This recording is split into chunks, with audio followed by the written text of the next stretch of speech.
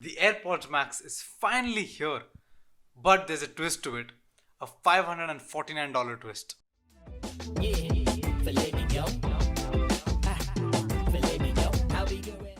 We have been expecting these active noise cancelling headphones from Apple since the beginning of this year, and after 3 whole events, we randomly get to know that they're just launching and available to order.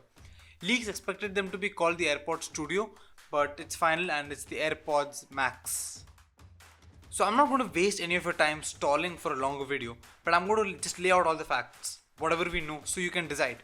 Firstly, we know that these headphones are going to go on sale on the 15th of this month, but pre-orders have begun already.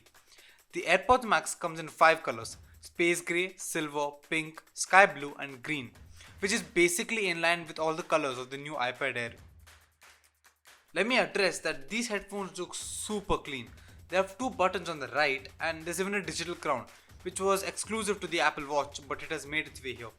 This will probably play the same role as the disc on the side of the Microsoft headphones.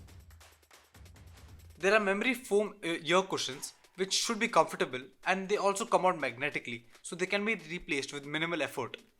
The AirPods Max offer a 20-hour battery life, and yes, I'm so sorry, but it has a lightning cable. Still, if you're in a hurry, a 5-minute charge can give a 90-minute playback time, which is just ridiculous. You can get Apple's $35 cable of 3.5mm headphone jack to lightning for wired listening. Like the AirPods, they also have the feature where it pauses when you take it off and resumes when you put it back down. There is also a quote-unquote smart case which puts them in a low battery state. No charging or anything, but it does not seem very protective. Like the Bose and Sony headphones, which are the leaders in the active noise cancelling category, the AirPods Max also has 6 outward facing microphones which help in active noise cancelling by eliminating the common frequencies. Apple also owns Beats, which also makes ANC headphones, so this should be really fun to watch.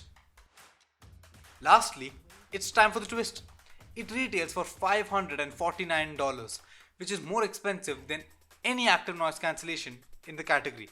I am not going to say anything until the review because there is a lot that we don't know yet. Apple has been revamping the audio lineup, and with the HomePod Mini and the success of the AirPods, they're hoping to take it to the next level. Subscribe if you want to see that, or if you enjoyed this video only. But liking the video is compulsory. So catch you guys in the next one.